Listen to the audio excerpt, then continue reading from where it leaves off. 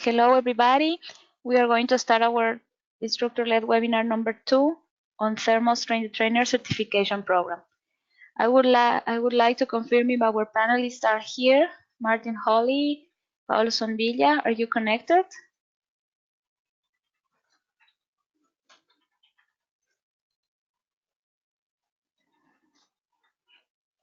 Alexandra Fall, are you connected? Can you listen to us? I am here and I can hear you. Okay, thank you very much. I don't know if Martin and Paolo are here. Yes, we're here. Okay, Hi, thank you everyone. very much. Thank you, Paolo. Okay, so in that sense, we are going to start with the agenda for today's webinar. First of all, thank you for all our trainers that answered the questionnaire and follow up the emails we sent with the last webinar held 2 weeks ago. So for the agenda for today, we're going to hold we have divided the agenda for today in 4 parts. First of all, this welcome and introduction with some specific news about how are we going to structure the agenda for today and the presentation for today. Then Martin Holly from CSE is going to share some slides on embedding THERMOS in your city. And afterwards, we are going to have a session on explaining and introducing to you the THERMOS exercise that you will have to develop as trainers as part of the certification program. We will do a brief introduction, and then we will have a round of questions and answers of regarding all the issues discussed in this webinar. We will try to hold this webinar no longer than 1 hour. Of course, we are very interested in having your questions or feedback. So that's why we have left more time at the end of the webinar to answer any response you may want from our side and our experts. So to continue our webinar today, I'm going to introduce the presenters for today and who is going to be interacting during the session. First of all, well, Martin Holly, you know him already from our last webinar. He is the Senior Technical Project Management of the Center for Sustainable Energy in the UK.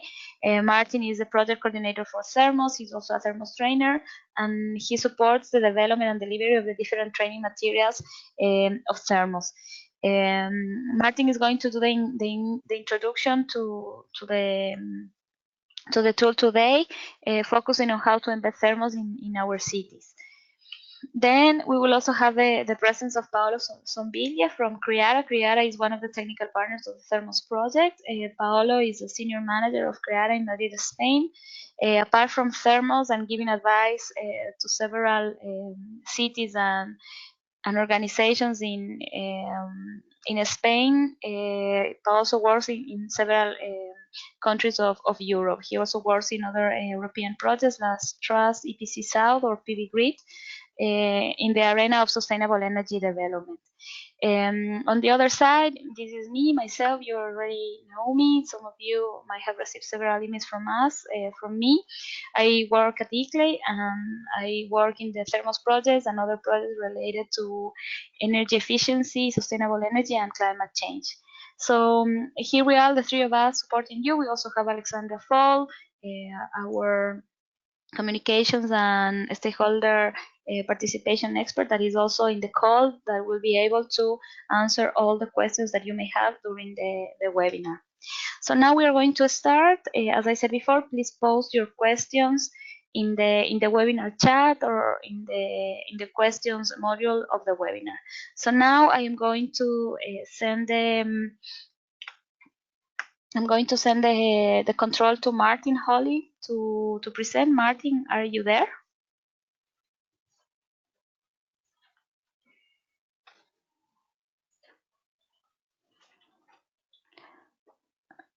Martin, hello, can you listen to us?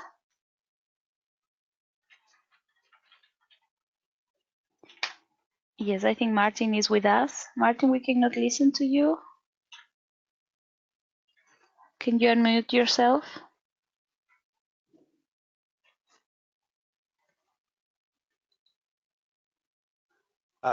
Okay, can you hear me now? Yes, Martin, we can hear you now. Yeah, I appear to have been muted. Okay. So if you can hear me now, that's fine. Yes. And can you see my screen? Yes, we can. Okay, great, thank you. Okay, thank you, Daniela. So, thanks for the introduction. I am going to be talking about embedding THERMOS in your city. This will be a sort of fairly brief presentation, just covering those 4 parts there, really. First of all, just a little bit more general introduction about THERMOS and how it might apply to its use within a city. Then we're going to look at decision makers' involvement, and then look at how it may impact job roles and integration within a local authority in the different parts of that local authority, and then a little bit about different stakeholders that THERMOS may be used by. So on to the first part there. Hopefully all of you have by now had a chance to have a little play with THERMOS.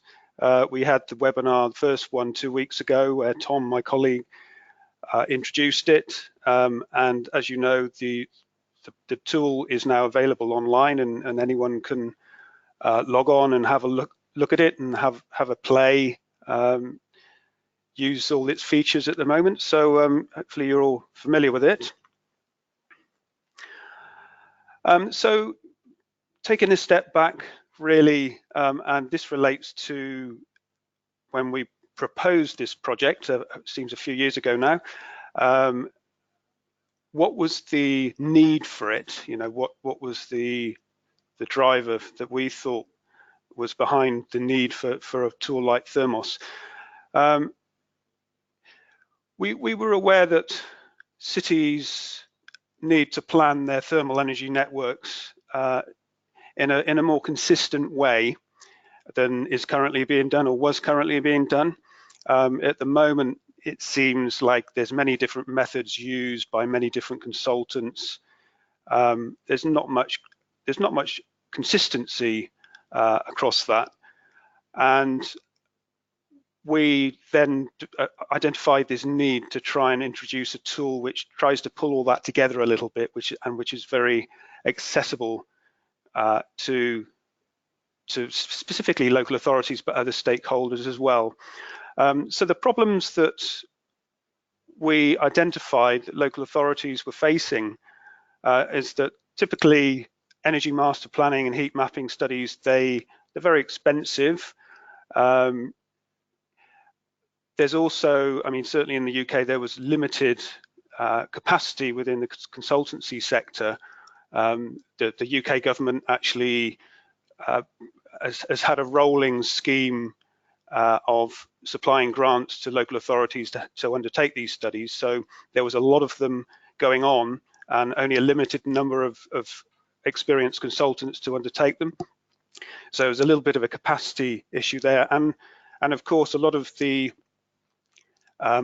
local authorities themselves don't have the capacity in-house to do them. You know, they rely on external expertise and skills to guide them and do the initial pre-feasibility study. I mean, that varies to some degree across local authorities. It depends on how well resourced they are and the size of the local authority, etc.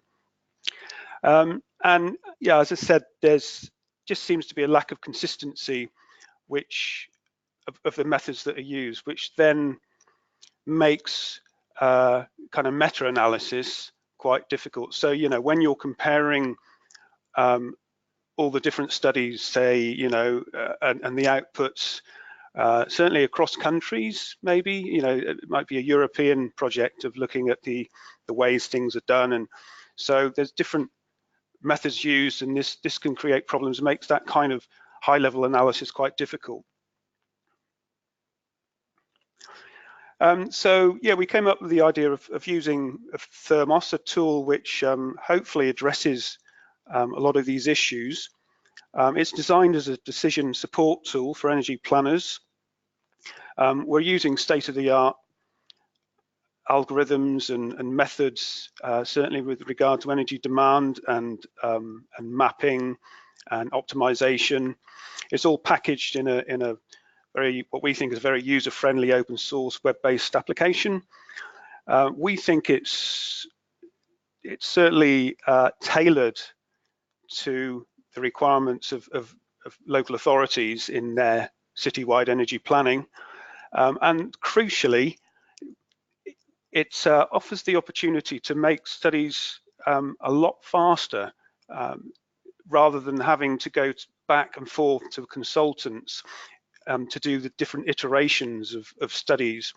You know, by bringing it in-house, then local authorities to do the initial bit, you know, they can run many scenarios and get up to speed and just save all that interaction with consultants at time and money as well to start with. So we think that's one of the key benefits of THERMOS. As I said, it's got quite a unique heat mapping, energy mapping facility, very easy to use, as you saw the last webinar, if you join that one. Looks at OpenStreetMap data, which is in most places, and essentially that's all you need at the very basic level to go ahead and use THERMOS. We've worked with Imperial College specifically on developing the algorithms to look at optimization of systems, and we've also worked with other partners such as Aalborg University on energy demand data and trying to validate that into our model. And again, very importantly, as part of THERMOS, we're working with 8 what we call pilot and replication cities. So we're working with actual local authorities in a what we call an agile development method, where we're working directly alongside them. They are actually inputting to the development process of the tool. So they will be the sort of end users that will use it. And we feel this is really useful because, you know, we're making it fit for purpose, directed at the end users.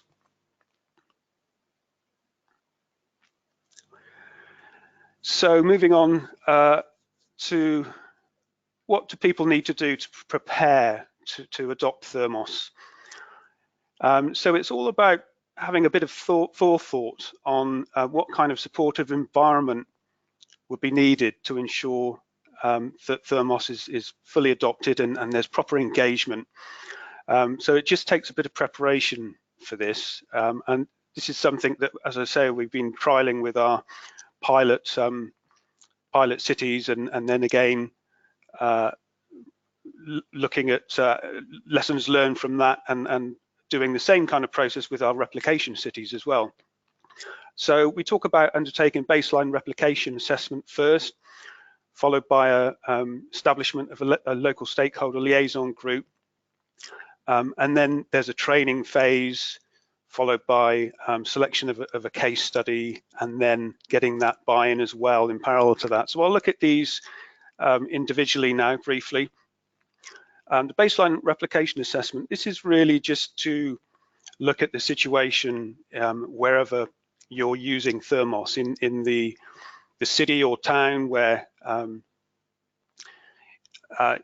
you know, the person who's going to be using it is based, and it's finding out more about the framework conditions within that area, and also to some degree what the national framework is regarding energy use, because that sometimes has an impact.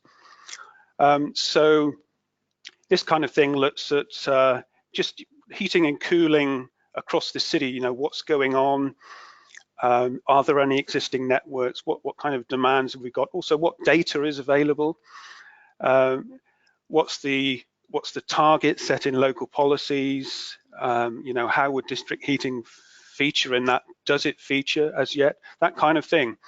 And also at this stage, looking at identifying your stakeholders and how you might engage them. Looking at barriers and opportunities specific to the location you're in. There might be unique ones there to your city.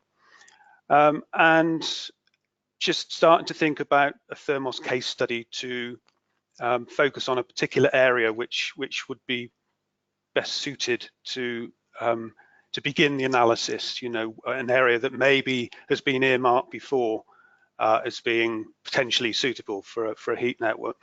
So those are the kind of things within a baseline replication assessment, which is really one of the first steps that you would undertake.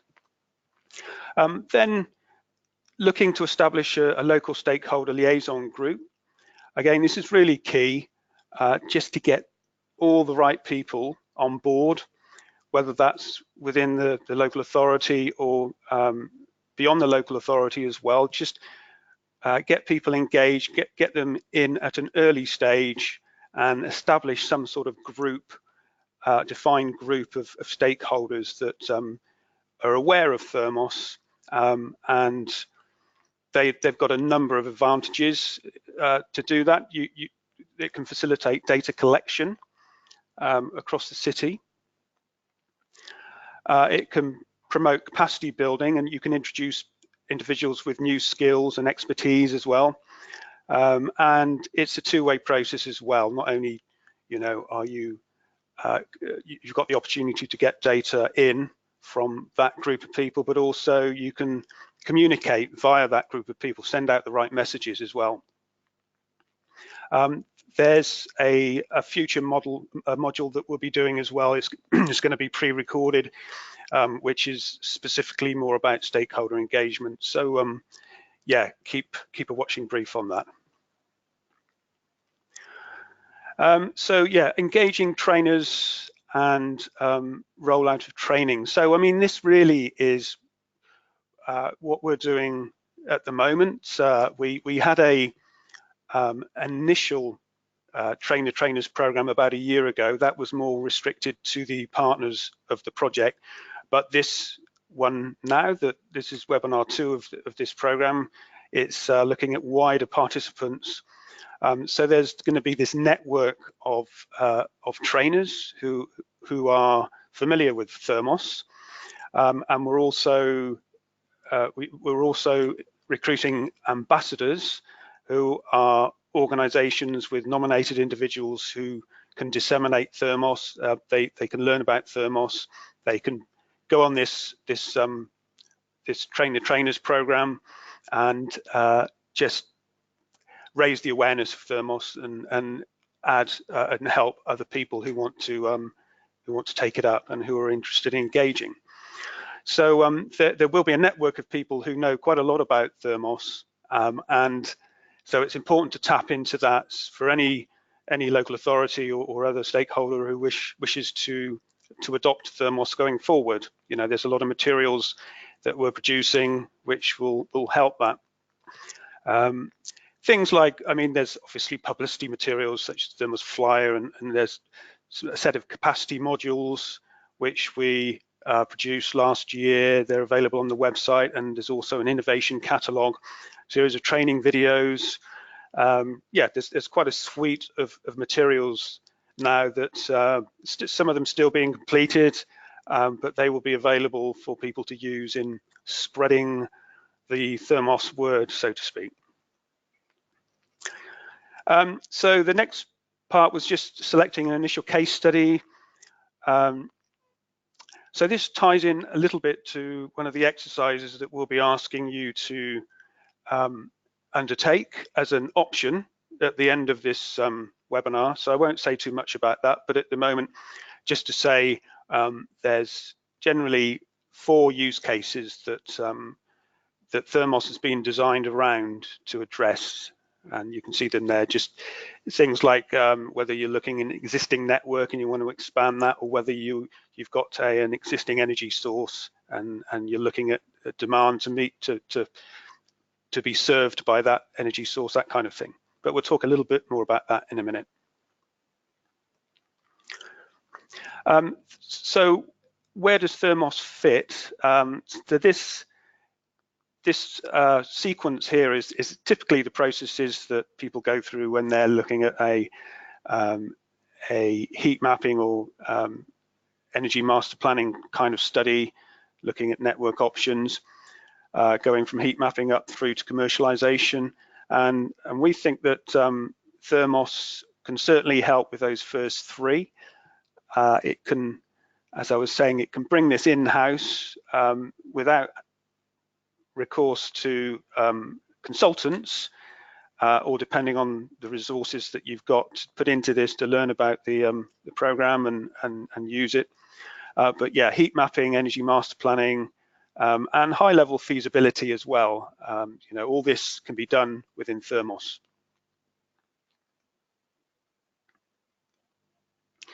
A little bit here as well about data. What does THERMOS need? Again, you'll be somewhat familiar with this. Some of you will from the first webinar. But just to give you a flavor here, at the very, very basic level, I mentioned OpenStreetMap before. That is that is all you need to start with, really. OpenStreetMap covers most cities, certainly across Europe.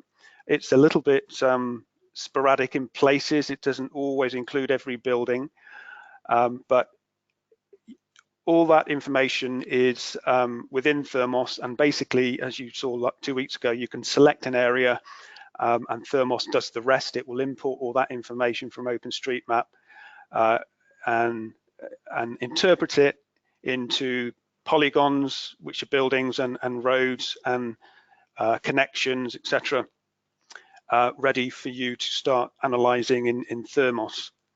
And as you can see, that's one of the first key THERMOS processes there, is to create that local map.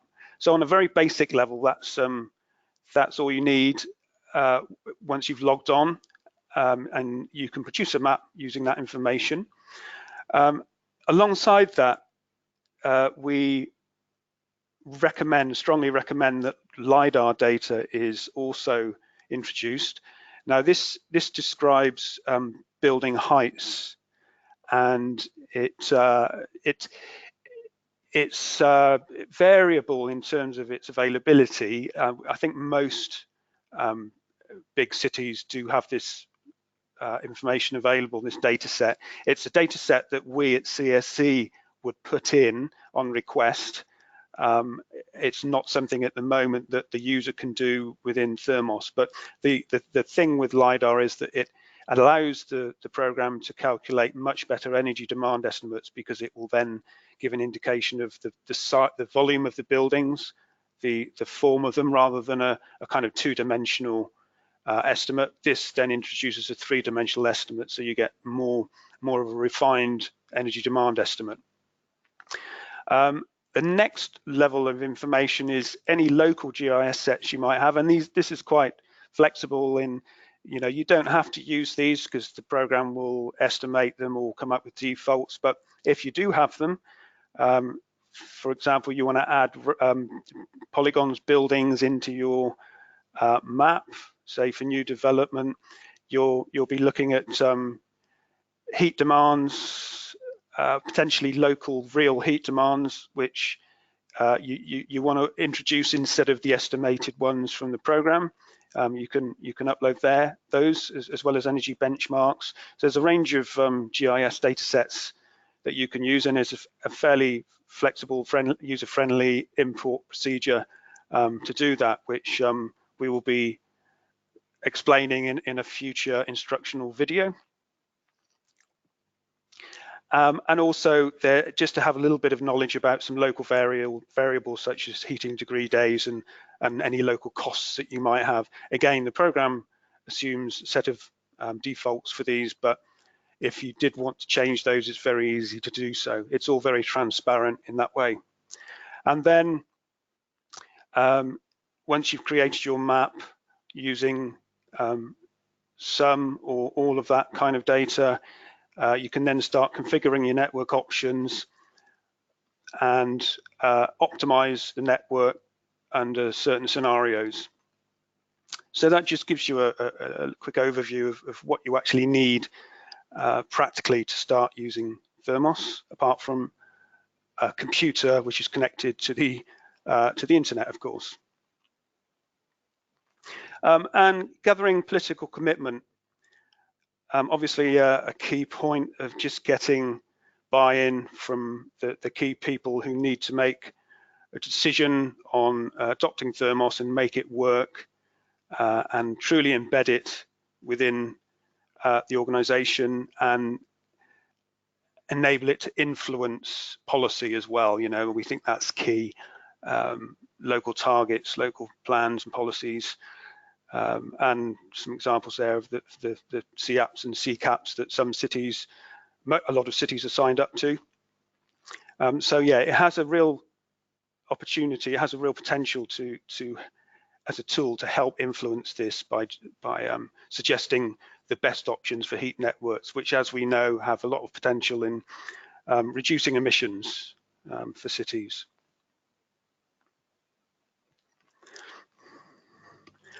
In terms of getting organisational commitment, it's important to have an idea of the resources that you need to use THERMOS, and our recommendations is that yes, you get that senior level buy-in and there's a formal adoption of it. It truly gets embedded within the processes there within the organisation. You need to involve IT services as well. Although it's an open source web application, to get IT involved is useful because there's some GIS aspects to it as well, if you do need to use those.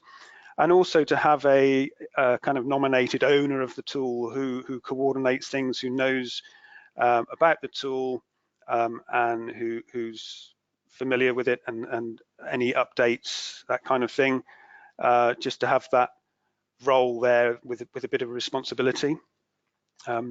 Yeah, and organising training around that as well if needs be. I've talked a bit about skills required regarding GIS, which is a sort of an optional thing, I guess, but most people would want to use that. But there's also a basic level of knowledge needed about energy, which local authorities do have people with this level of knowledge, obviously, who would use THERMOS, and just a bit of knowledge about building demands, emissions, that kind of thing, the units used, the KPIs, and it's all fairly standard stuff, but just to have that level of knowledge so that someone, it just gives an advantage to using THERMOS to start with. Just bear in mind the training requirements going forward once the project finishes, then, and to sustain THERMOS and its use across local authorities, having that internal training, you've got as I was saying, a suite of materials to draw on, and so it's making sure that they're put to best use within the organisation on who gets trained up to use THERMOS and how that is done. And also looking at who would be involved in using THERMOS across a local authority. So we all know what THERMOS is trying to do and the influence it has, and the benefits, and we don't need to convince anybody here, I think, about the need for climate change mitigation, but on the grander scale of things externally, this is what we hope THERMOS will achieve, certainly with regard to lowering emissions through use of more efficient heat networks rather than individual boiler-based systems. Go into security of energy supply, where you've got decentralized generation and distribution of energy. There's a range of socio-economic benefits as well. It overlaps with, certainly in the UK, the concept of fuel poverty, where you have the potential to offer lower cost energy, and again, security of supply, that kind of thing. And yeah, it's just looking at the synergy between local energy sources and demands, and making maximum use of those. Internally, to an organisation, and we keep coming back to a local authority where this would mostly be used. We think, as I was saying, it's a cheaper way to do the initial part of the feasibility studies. It can build capacity within that organisation. It's a much more efficient, it's a faster process. You can use it iteratively to run many different scenarios very quickly and alter things, tweak things to your liking. You're just building this capacity of knowledge about heat networks within the organization as well. And yeah, you're demonstrating innovation as well as a local authority, as an organization in energy system planning. So there's a lot of benefits there for an organization wanting to take on THERMOS. Going back again to cross-departmental potential.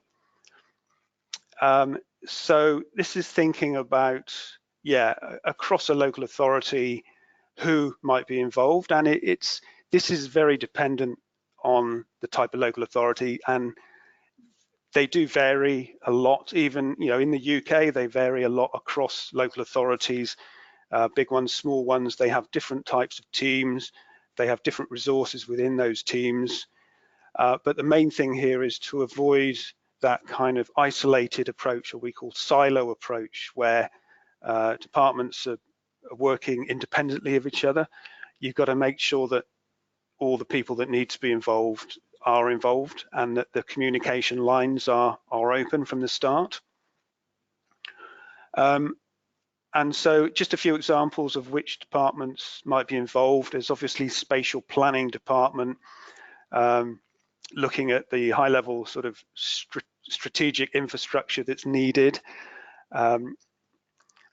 There's housing, building management, who are the, you know, they could be on the front line, actually out there talking to home occupants, for example, and getting views on heat networks, just that liaison between the end users.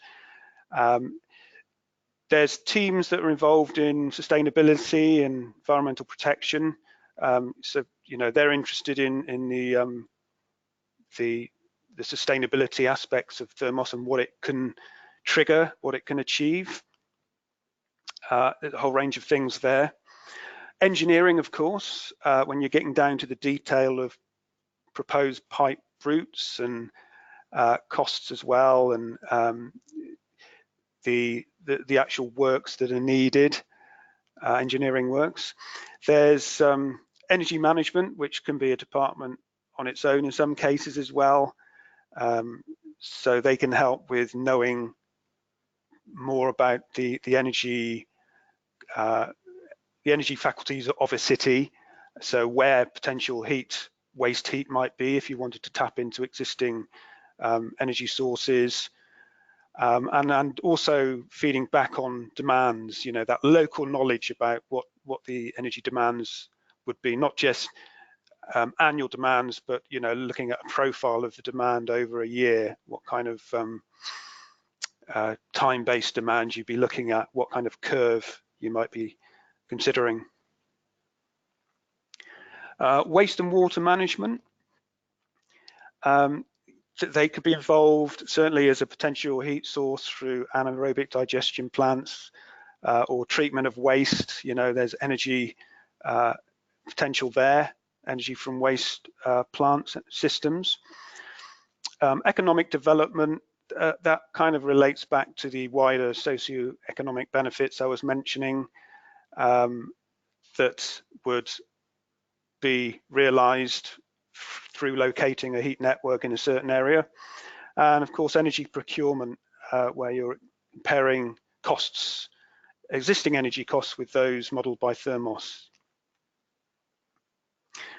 And finally, yeah, social services. Again, they're again on the front line, liaising with maybe social housing occupants. So, you know, they could be talking to people about a potential network in their area at that time. Transport mobility teams, they can be involved in the infrastructure and routing pipes and looking at roads and what structures are there, what infrastructure, utility infrastructure services are there that need to be aware of if you're considering running a pipe down a certain street, for example, and IT services, as I mentioned, in terms of GIS format specifically, and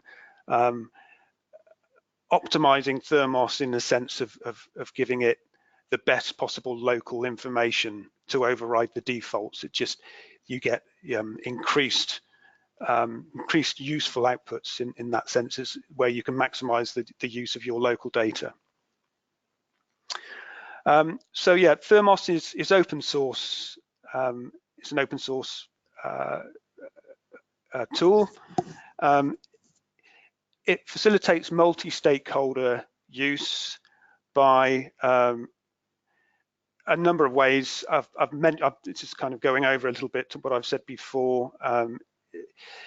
It's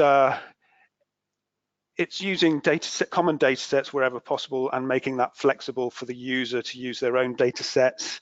It looks at it brings in a certain level of consistency across studies, so that other people can then start comparing outputs and different projects. That's very useful for for higher scale studies, and yeah, a lot of support through different project outputs that we've put together so far.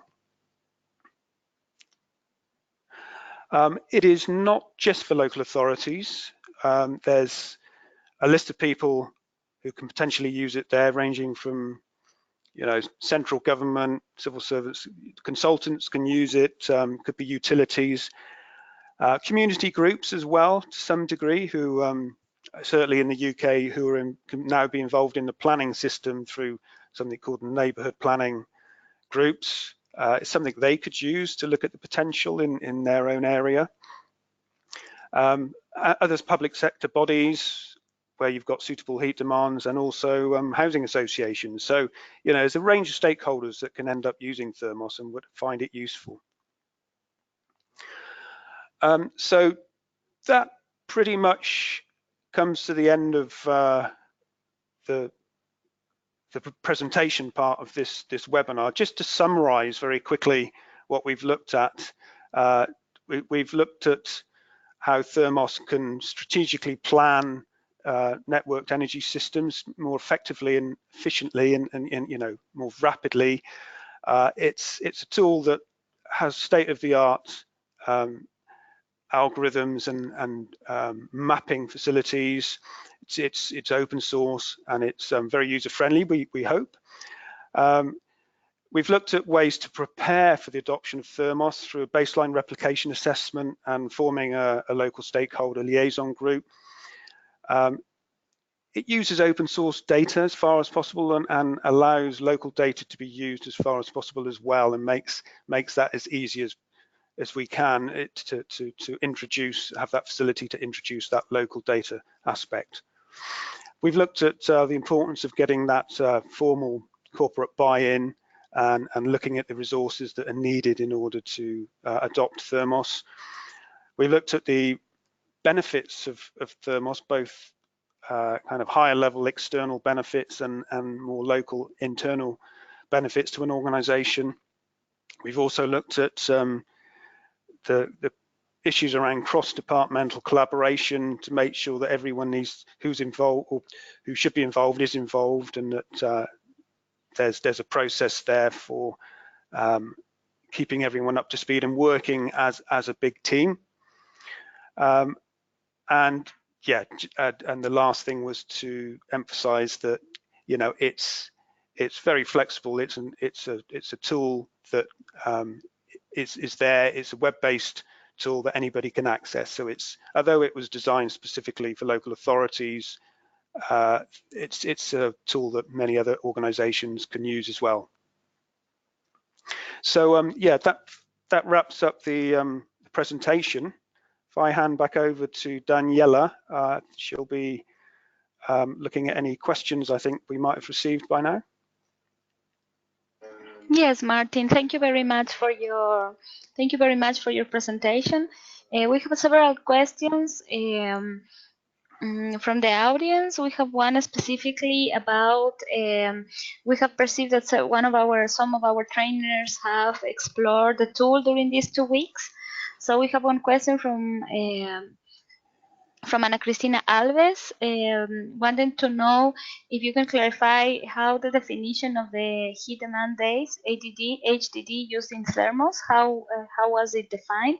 Because she mentions that in Germany there is a good source of HDD data using 15 degrees Celsius as base temperature. Can you clarify from the last webinar also if THERMOS covers which temperature of heating demand day is covering, please? Okay, so first of all, the technical questions relating to last webinar would be better answered by my colleague Tom, who is not with me unfortunately today. So if they are of a specific technical nature, we will note those and we can respond in due course. Potentially we could have a little session at the next webinar, but yeah, if that's referring to heating degree days, which, yeah, I mean, that refers to the fact that at the beginning of THERMOS, when you've logged on, it does ask a question about putting in your degree days, local heating degree day figure, in order to make the tool compensate temperature-wise for the area. So I won't be able to answer that question specifically without consulting Tom. So, but yeah, we will note that and we can respond in due course. Yeah, okay. Yes, Martin, thank you very much. Christina says that it's okay anyway. Following our last commitment of last webinar, we owe you the responses of the different questions made the last time. You will receive that during this week. So we will introduce this question too in this questionnaire. Another question we have is from Ms. Sarah Kleine, saying that in case there is buildings that do not exist yet on OpenStreetMaps, is there an option to add these as heat consumers to the model in THERMOS?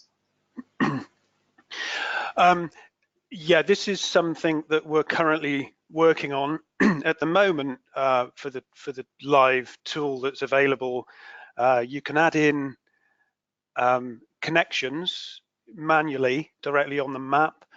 We are looking at adding in polygons as well in a similar way, so that you can add in potential new development. You can do it that way in map, live in the map, or you can upload a GIS file with those set of polygons, which will be integrated to the map as well. So there's 2 ways of doing that. Yeah, at the moment we're still working on the specifically the building polygons and being able to add that in map. So I don't think it's a facility right at the moment with the live version, but it's something that we are looking at as we speak. Perfect, Martin. In the same context, there is another question mentioning that it is possible to add a building into the map in the same way as you showed us. Is also possible to add a path to the map. This question is for Mr. Federico Bava. Yeah, that's, I mean, it's as I said, you can add a path currently to the map, a connection, and that's useful where, for example, there's a potential route that you'll be looking at. It might go across a patch of grassland, open field, for example, where there's no existing route that the base map data recognizes. So, but if you can, from your local knowledge, if you know that it would be feasible to run a route, a pipe across a certain piece of land, then you can add that in manually. But yeah, regarding the building polygons, that's something we're working on, to introduce aspects of new development there, and then adding your own heat demand to that particular polygon. Okay, thank you very much. Mr. Federico Brava says that it's okay, clear the answer to the question. Thank you very much. Thank you. We have one more question that I would like to just to mention, and this will give us an introduction for the next item in our agenda, which is the introduction to the exercise that all trainers will be asked to develop within this THERMOS Train the Trainer program. So Inette Lelite mentions that probably to support the learning, she thinks the list of the mandatory and potentially usable data should be created. Also, a couple of exercises step by step how to use the tool for planning for a district or for a standalone building. Okay, she asked if we are planning to create or if we have already created exercise and info for our use or for trainers' use. So, Inette, if you allow me to answer this question, yes, we have created several small videos that we're going to share with you on the different features of THERMOS. We will introduce that immediately. After we finish this set of questions, we will introduce these issues to you. And the idea of this Train the Trainer program is to give you the tools and the information to you learn to use THERMOS as an expert. Okay, so I think that for now we are going to the next part of the agenda, which is the next part of the agenda. Inette, just to clarify that apart from the videos, yes, we have the THERMOS manual also available, and you can, if you access the tool, you can also download the manual from the software itself.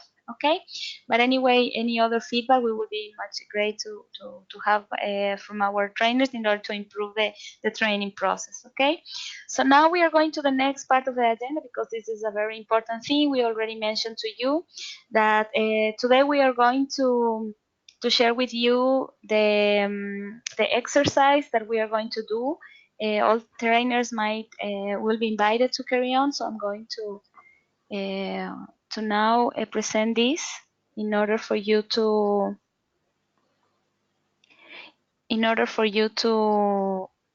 see it. So I don't know if you can see my screen now. Alexandra, Yeah. can you confirm? Martin, yes? I can see it, Daniela. Okay. Yeah. Sure. Perfect. Thank you very much. So now we are going to introduce the exercise for the following weeks. Alexandra is going to follow up any question that is already set. But as I mentioned before, one of the key issues of these Train the Trainer programs is to give you the tool and give you the opportunity to try to have a hands-on experience on THERMOS. Okay, so our idea is to give you two options to develop this exercise by the end of the program. So we have option one, which is a guided exercise with THERMOS that we are going to propose to you, where we are going to have a predefined problem to explore with THERMOS. And we are going to accompany this with deep dive videos with detailed explanation on the different THERMOS features. Okay, so we will have this for you to develop this exercise, and the other option that you are also invited to select is a case study itself with THERMOS. So trainers will be able to develop a case study of their interest with the support of our THERMOS technical partners. Okay, this will be a practical project that we would like you to develop based on the different THERMOS cases that we have already set. For the first exercise, we are going to share with you from now on until the program ends a step-by-step guided videos. Then you will be called to develop mini exercise using THERMOS, and we hope you can do these 5 short videos watching and developing the exercise by the end of November of 2019. It will be a flexible access to the videos and this mini exercise. We will do it on a weekly release. Everything will be online for you access at any time in your schedule. You will be also available to interact with THERMOS partners for questions and clarification. We will be following up this together with you in order to get to answer you all your questions as soon as possible. We think that for this exercise we will have around 10 hours of dedication. We're talking about maximum 2 hours for watching the video and doing the exercise, but it would depend. Probably is 1 or 2 hours maximum um, per video. Okay, so this is the first option that we would like to put under consideration for your selection or approval, and the option number 2, which is a more hands-on and also a project-based exercise, is that you develop a case study with THERMOS. Okay, so for this we are going to we encourage you to define the case study you would like to develop based on the 3 THERMOS use cases that we are doing so far. You can develop this case also by the end of November 2019, and we invite you, of course, to share the results of the application of THERMOS in your project or in your situation with all the trainers that we are part of this program. Of course, this is aimed to be developed based on your interests as trainers, and of course based on the tool features available that we have. We will have a technical guidance and companionship by the different THERMOS partners, CSE, Martin, that you know, CREARA, also that you met Paolo today. We have Aalborg University that most of you have done already. They have seen the recorded webinar on thermal energy planning in Europe, and we also cover CAPE, which is the energy agency in Poland, that will also cover some geographical scopes in Europe.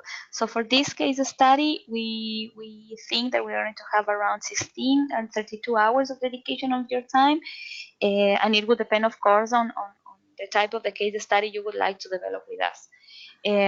So just to clarify this issue of the 3 THERMOS use cases that you will be invited to have. These you have seen in the initial presentation of last week and also in our webpage. We have these 3 cases specifically that THERMOS will help you in your planning processes. First, expansion of existing district heating and cooling networks to find the most optimal solution. Secondly, to identify local energy demands for known energy sources and find the best route for pipework. And third, to optimize networks between known energy sources and demands. So we have these 3 use cases. We're going to share this presentation with you. So within these 3 cases, you will be able to identify or select which one would be more familiar to the project or activity you want to develop, and we can develop a case together with you. And just for you to know how what considerations you have to take into account to develop this case, depending on the 3 cases that we will have. You will have to do several activities. You have to of course consider the representation of existing supplies in THERMOS, identifying and mapping heat demands or sources, also to map and specify different energy sources, mapping, identify local heat demands, and of course identifying the network route, adjusting local key deliverable variables, and optimizing the different scenarios. So here you can see how the different considerations will depending on the case that we are going to work together. But of course, we are going to explore these interests with you in the next weeks.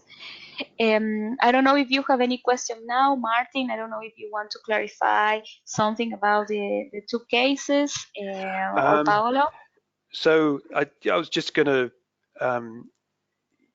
just stress that, for the option 2, that's a little bit more of an in-depth project study, and it's more if you really want to, if you're interested in using THERMOS locally for a specific area where you are, and then you might have one in mind, you might have already looked at it in THERMOS, and this is an opportunity to develop that in THERMOS further and get support in doing that as part of the exercise. Option 1, as Daniela was saying, it's just a series of more sort of bite-sized, more defined little exercises we're asking people to do relating to each of the videos that will be released over the coming weeks. So and option 2, there's those 3 use cases that were shown, is just you could choose one of those, yeah, and which one applies to your own case in your location. That's so you just, it's not all three, it's just which one you think suits your ideas about your own case study locally best, to use that as an option. So, and it's just an idea. The purpose of this is to get you familiar with the features of THERMOS. So as you're doing it as well, we're asking you to feed back eventually on how you're getting on with this. And for example, with the option 2 case studies, we'll be asking you to share your map with us via THERMOS, because you can invite other people to share your project. But along the way, if you do have any just questions or suggestions about the software, or if you've identified any bugs, for example, you know, we're very happy to hear about those. So do feed those back alongside the outputs of your actual exercise as well.